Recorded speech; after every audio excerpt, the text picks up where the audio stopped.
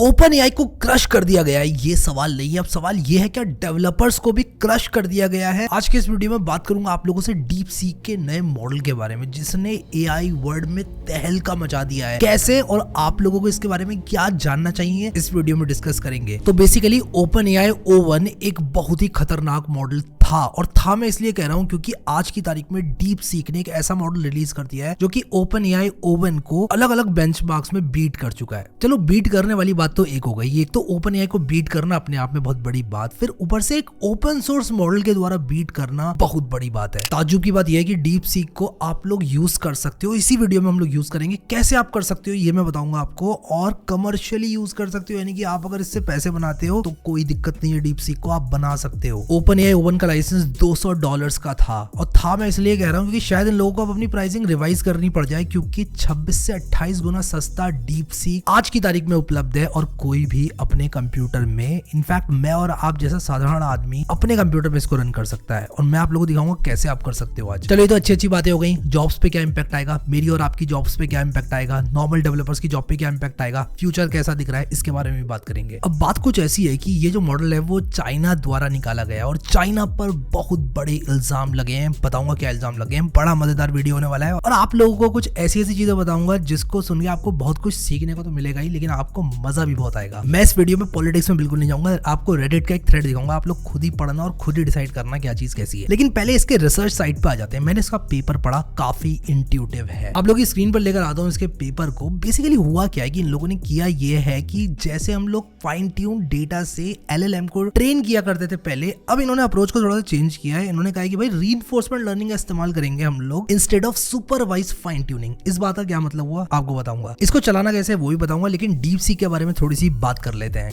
अब deep seek कोई आज की कंपनी नहीं है, डीप सीक काफी पुरानी कंपनी है, एक चाइनीज आर्टिफिशियल इंटेलिजेंस कंपनी है। जो लोग इस तरह की रिसर्च में ऑलरेडी लगे हुए हैं, करते आए हैं आज तक, लेकिन इनके मॉडल अच्छे होते थे, उतने ज्यादा नहीं होते थे कि यार ओपन एआई को बीट कर दिया। डीप सीक एक साइड प्रोजेक्ट के तौर पर शुरू किया गया था, और इसको चाइना के अंदर एआई रिसर्च में बहुत ज्यादा यूज किया जाता है। अब ये डीप सीक का कोई पहला मॉडल नहीं है, ये आप लोगों को क्लियर कर दूं। बहुत सारे लोगों ने इसका नाम आज सुना तो कह रहे हैं कि भाई डीप सीक आज का नहीं है, ये काफी पुरानी कंपनी है, लोग अपने मॉडल्स रिलीज कर चुके हैं, लेकिन एक ब्रेक थ्रू ये लेकर आए हैं आज की तारीख में, इसलिए इनके बारे में इतनी चर्चा हो रही है। हैंगजो चाइना में इनके हेडक्वार्टर्स हैं, और वहां से काफी अच्छी मेहनत कर रहे हैं, काम बढ़िया कर रहे हैं, लेकिन कुछ इल्जाम भी है, उसके बारे में बात करेंगे अभी थोड़ी देर में। अब इनके पास पैसों का सपोर्ट भी है, हाईफ्लाई नाम के चाइनीज हेज फंड का एक बहुत अच्छा सपोर्ट है। लेकिन हाँ, अगर हम कंपेयर करें बड़ी बड़ी कंपनी जैसे ओपन एआई, गूगल और फेसबुक से, तो कहीं ना कहीं हाँ इनका नाम थोड़ा सा नीचे आता था, और खर्चा करने के लिए इनके पास उतना ज्यादा पैसे नहीं हुआ करते थे। एक कहावत मुझे याद आती है, बचपन में जब भी हम चाइना की कोई चीज खरीदने के लिए जाया करते थे तो लोग कहते थे यार बड़ी सस्ती है, खरीद लो, चल गया तो चांद तक और नहीं चला तो शाम तक। लगता है डीप सीक का ये जो मॉडल है ना वो चांद तक चल गया है। अब जैसे कि मैंने आपको बताया डीप सीक एक साइड प्रोजेक्ट के तौर पर इस्तेमाल हुआ था। इन्होंने कोई बहुत बड़ी मोटी लंबी चौड़ी फंडिंग नहीं उठाई, बट हाँ इनके पास पैसे थे, इनके पास बैकिंग है, लेकिन उतनी बड़ी बैकिंग नहीं जितनी ओपन एआई, गूगल, मेटा की है। इनके एम्प्लॉइज भी उतने ज्यादा नहीं है, सिर्फ 200 एम्प्लॉइज हैं। ओपन एआई के इन कंपैरिजन आप लोगों को बता दूं 4000 एम्प्लॉइज हैं। अब इन्होंने सक्सेस कैसे अचीव करी, बाय थिंकिंग डिफरेंटली और इनोवेशन को लेकर आए। जहां सब लोग एक ही गेम खेल रहे थे, एक ही आर्किटेक्चर पे LLMs को डेटा दिए जा रहे थे, ट्रेन करे जा रहे थे, अलग अलग तरह की छोटी मोटी ट्वीक्स करके चीजें ट्राई करे जा रहे थे और बड़े बड़े मॉडल्स निकाले जा रहे थे। इन्होंने थोड़ा दिमाग लगाकर रीइंफोर्समेंट लर्निंग को यूज किया। कैसे, इसके बारे में भी डिस्कस करेंगे। फिर एक बार इनका रीइंफोर्समेंट लर्निंग बेस्ड मॉडल बन गया तो इन्होंने एक बेसिक मॉडल लिया, जिससे इन्होंने कोल्ड स्टार्ट किया कि हाँ भाई हमारे पास एक बेस मॉडल है, अब उसको इंप्रूव करते हैं रीइंफोर्समेंट लर्निंग से, and results were amazing. Architecture की अगर बात करूं तो मैं बहुत ज्यादा डिटेल में नहीं जाऊंगा, बट आप लोग इस पेपर को पढ़ना। Let me tell you, this is one of the best written paper. मैंने जब इसको पढ़ा, इसको देखकर मुझे लगा कि यार कितना समझ में आएगा कितना नहीं आएगा, बट इसको जब मैंने पढ़ा ना तब मजेदार लग रहा था, एकदम स्टोरी बुक की तरह लग रहा था। इसको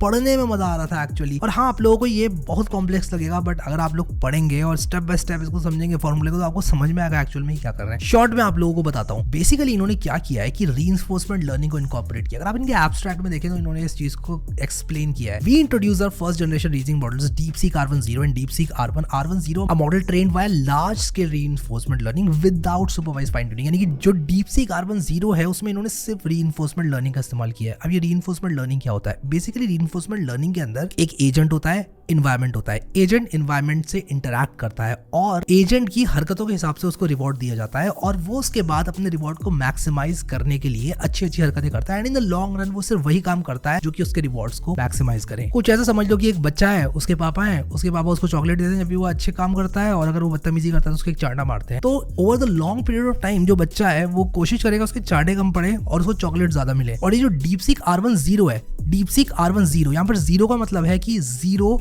सुपरवाइज्ड फाइन ट्यूनिंग, यानी कि हमने सुपरवाइज फाइन ट्यूनिंग इस पे नहीं करी है। मॉडल ने जो सीखा है वो खुद सीखा है एनवायरनमेंट से इंटरेक्ट करके। अब उसके बाद क्या हुआ, इन्होंने कहा कि जो DeepSeek R1 Zero है उसके कुछ चैलेंजेस आ रहे थे, उसकी रीडेबिलिटी अच्छी नहीं थी, उसमें चाइनीज मिक्स हो रही थी, लैंग्वेज मिक्सिंग के बहुत ज्यादा प्रॉब्लम्स आ रहे थे। तो इन्होंने क्या किया कि इन इश्यूज को एड्रेस करने के लिए DeepSeek R1 निकाला, जिसमें इन्होंने एक कोल्ड स्टार्ट किया बेसिक डेटा से, और उसके बाद उसमें हमने जो रीइंफोर्समेंट लर्निंग वाला मसाला है वो इनकॉर्पोरेट किया। अब मजे की बात यहाँ पर यह कि जो DeepSeek R1 है उसने अलग अलग बेंचमार्क्स में OpenAI O1, जो कि state of the art model माना जाता है और काफी महंगा मॉडल माना जाता है, और OpenAI के द्वारा ये आता है जो कि इस रेस के सबसे खतरनाक खिलाड़ी हैं, उनको पीछे कर दिया। मैं तो कहता हूँ अगर आप इस ग्राफ को देखें ना तो देखो इसके करीब भी आना, मेरे हिसाब से OpenAI O1 के करीब भी आना किसी भी मॉडल के लिए एक बहुत बड़ी बात है, और DeepSeek R1 ने ये अचीव करके दिखाया। ओपन सोर्स भी किया मॉडल को, और उसी के साथ साथ आज की तारीख में अगर आप लोग रन करते हो तो 28 गुना सस्ता है। तो ब्रेक थ्रू नहीं कहेंगे तो उसको क्या कहेंगे, ये बहुत बड़ा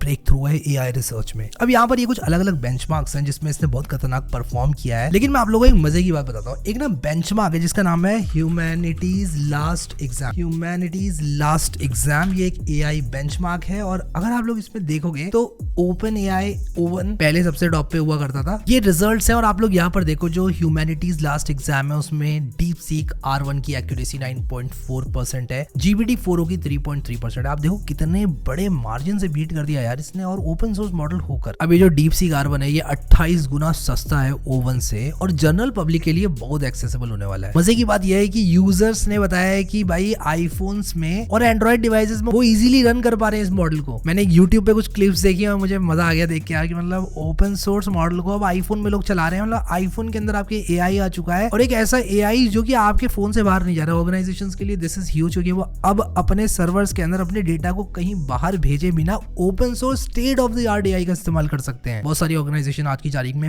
मजबूरी में इस्तेमाल कर रही थी O1 को, क्योंकि भाई अब API को तो यूज करना ही है OpenAI की, क्योंकि वो state of the art model है। नहीं करेंगे इस्तेमाल तो पीछे रह जाएंगे, करेंगे इस्तेमाल तो भाई OpenAI को डेटा भेजना पड़ेगा। लेकिन अब करे भी क्या भाई, भेजना पड़ेगा तो भेजना पड़ेगा। अब OpenAI क्या करता है आपके, देखो एक बार आपने डेटा भेज दिया ना तो आपने भेज दिया, आपका डेटा चला गया, फिर उसके बाद ये सब चीजें बात की होती हैं कि डेटा एथिक्स फॉलो की जाएंगे, आपका डेटा सेफ है हमारे पास, ये सब बातें बात की होती हैं। ठीक है, क्या किया जा रहा है आपके डेटा के साथ, आपका डेटा आपके सिस्टम से बाहर गया तो वो बाहर गया एक बहुत बड़ी चीज होती है। अब वो कंपनी बहुत एथिकल है, उसके फाउंडर्स बहुत अच्छे हैं, उनका सर्वर सिक्योर है, ये सब बातें बात की होती हैं। ठीक है, you know what I mean. मैं किसी पर इल्जाम नहीं लगा रहा हूँ। ठीक है, अब ऐसा नहीं है कि मार्केट में अच्छे मॉडल्स नहीं थे, लामार्क जैसे बहुत बढ़िया बढ़िया मॉडल्स थे, खतरनाक मॉडल्स थे। गूगल ने भी बहुत अच्छा काम किया भाई ओपन सोर्स मॉडल्स को रिलीज करने में, बट वो एक्यूरेसी नहीं आ रही थी। O1 ने एक अलग ही बेंचमार्क सेट करके रखा हुआ था। DeepSeek ने यार कमाल कर दिया। अब इससे हुआ क्या, अब देखो ये तो अच्छी बातें हो गई कि भाई एक नया मॉडल आया, हम लोग कमर्शियली यूज कर सकते हैं, ब्ला ब्ला ब्ला। अब इसके कुछ डाउन साइड्स बता दूं। सबसे पहला डाउन साइड तो अमेरिका के अंदर ग्लोबल टेक सेल ऑफ आ चुका है, क्योंकि अब लोग जो बुलिश थे एनवीडिया पर, OpenAI पर, वो जो पैसे जनरेट हो रहे थे, $200 का रेवेन्यू एक इंसान से जनरेट हो रहा था जो यूज कर रहा था OpenAI O1 को। भाई अब उसका क्या होगा, ऑब्वियस सी बात है इनका रेवेन्यू गिरने वाला है OpenAI का, और इसकी वजह से ग्लोबल टेक सेल ऑफ आया। Nasdaq का चार्ट आप लोगों को दिखाऊं तो कुछ इस तरह से दिखता है। 5 दिन का अगर आप देखो, ये दिख रहा है, ये O1 ने ही ट्रिगर किया है, कहीं ना कहीं लाल में चल रहा है मामला पूरा। खैर मैं कोई स्टॉक मार्केट एनालिस्ट नहीं हूं तो इसको बंद कर देता हूं फिलहाल के लिए। और मजे की बात ये है कि इन्होंने ना बहुत ही छोटे से आइडिया पर काम करके उसको रियलिटी में कन्वर्ट करा और उससे इंपैक्ट प्रोड्यूस किया। आइडिया क्या था कि जो एक बेसिक न्यूरल नेटवर्क होता है उसमें लोग क्या करे जा रहे थे, पैरामीटर्स बढ़ाए जा रहे थे, यानी कि जो फंक्शन होता है न्यूरल नेटवर्क का उसको कॉम्प्लेक्स बनाए जा रहे थे। अब आप किसी डेटा को फिट करते हो x² + x+1 पर, या विजा विज आप लोग उसको फिक्स करते हो x⁴ + x² + 2x - 1 पर, तो डेफिनेट सी बात है कि जो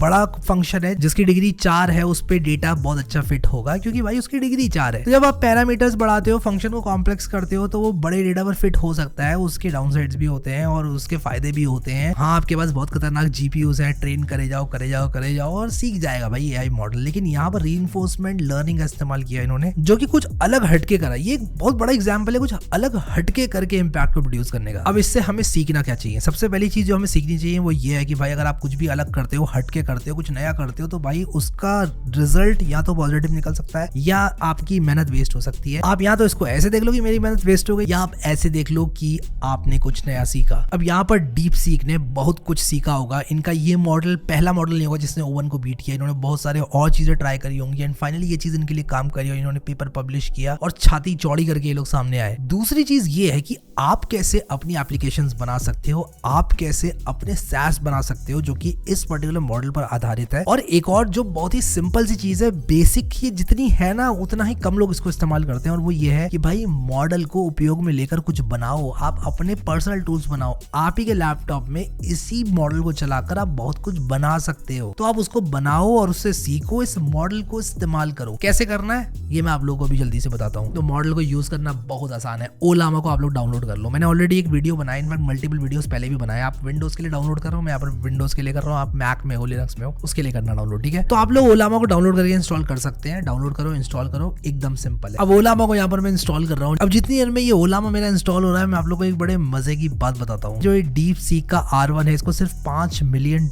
लगे ट्रेन करने के लिए। $5 मिलियन कम नहीं होते हैं, लेकिन बहुत कम होते हैं ओपन AI के द्वारा स्पेंड किए गए पैसे, जो कि tens of millions of dollars थे, making this one of the cheapest model when it comes to training. हमारा ओलामा क्योंकि इंस्टॉल हो चुका है, मैं यहाँ पर क्या करूंगा, जल्दी से ओलामा को रन करूंगा और इसके बाद यहाँ पर मॉडल्स में जाकर डीप सीक R1 को रन करने के लिए मैं इसको ओपन करूंगा और इनका जो सबसे छोटा मॉडल है ना, वो इस वीडियो के लिए मैं सेलेक्ट करूंगा, जो कि 1.5 बिलियन पैरामीटर्स का है। इसे कॉपी करूंगा। कॉपी करने के बाद मैं ओलामा रन डीप सीक, ये जो कमांड है इसको पेस्ट कर दूंगा।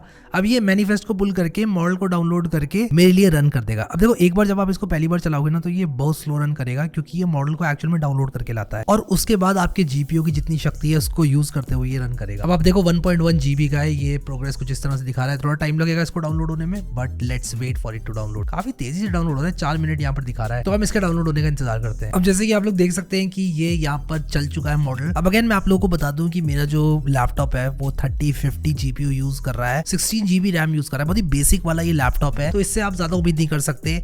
बट मैं यहाँ पर इसको बोलता हूँ कि व्हाट इज HTML, मान लो मैं पूछता हूँ इससे, और ये देखो भाई कितना फास्ट चल रहा है। मेरे GPU में इतना फास्ट चल रहा है। ये देख लो क्या क्या इसने यहाँ पर लिख दिया। अब मैं इसको बोलता हूँ कि भाई एक काम करो, create a tick tech to game in HTML CSS JS, and भाई बहुत अमेजिंग चल रहा है यार। ये मैं आप लोगों को अपने ना कंप्यूटर के स्पेक्स दिखाता हूँ ताकि आप लोगों को पता चले कि भाई आप क्या क्या कर सकते हो इससे।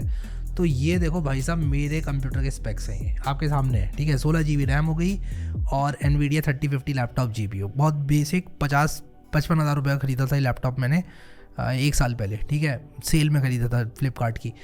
और ये देखो भाई साहब दिस इज अमेजिंग यार, this is amazing. State of the art model, open source model, आप लोग भी चला सकते हो। इसका वेब इंटरफेस बनाओ, बहुत कुछ आप लोग कर सकते हो यार इससे, ठीक है। तो करो यार जाके। अब बात करते हैं चाइना पर इल्ज़ाम की।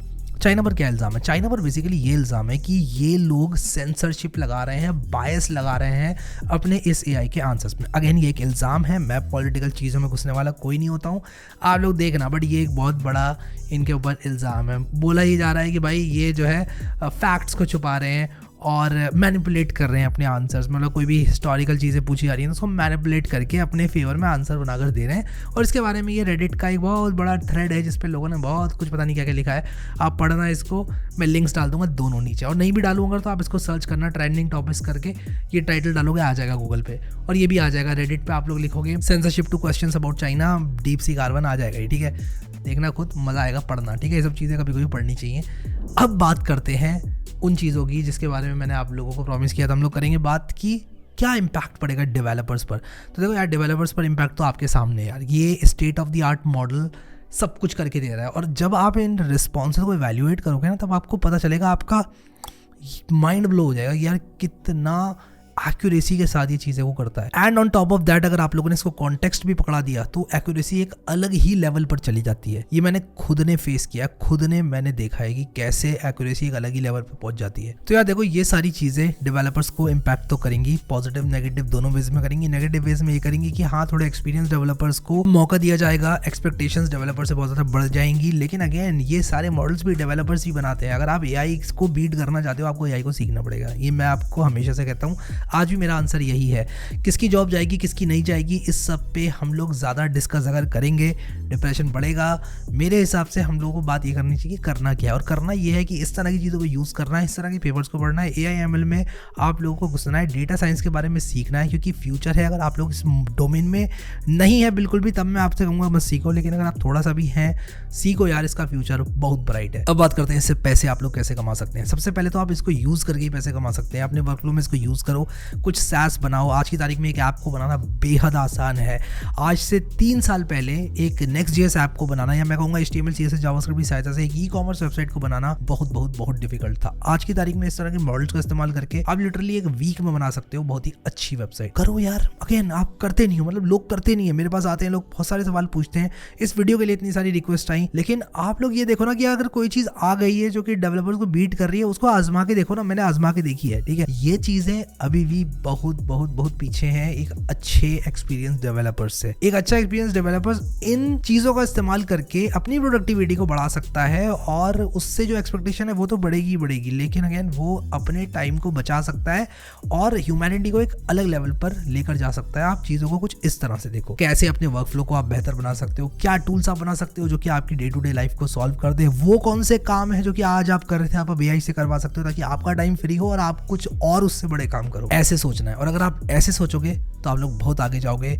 इस मॉडल का आपके बारे में क्या कहना है, इसको चलाओ, इसको थोड़ा आजमाओ, और मुझे कमेंट सेक्शन में यार बताओ कि क्या आप लोगों को लगता है इस मॉडल के बारे में। और अगर इस तरह के वीडियोस आप लोगों को और देखने हैं तो मुझे कमेंट सेक्शन में बताओ कि आपको इस तरह के वीडियोस देखने हैं। I am not saying just for the sake of getting comments. मैं लिटरली जानना चाहता हूँ कि क्या आपको इस तरह की वीडियोस पसंद है, क्या मुझे इस तरह की वीडियोस फ्यूचर में भी बनानी चाहिए। अगर हाँ तो कमेंट सेक्शन में बताना। आई होप ये वीडियो आप लोगों को अच्छा लगा। प्रैक्टिकली हमने देखा चलाकर मॉडल, और काफी बातें करी इस वीडियो में, मजा आया मुझे इस वीडियो में। आई होप आपको भी आया होगा। Thank you so much guys for watching this video, and I will see you next time.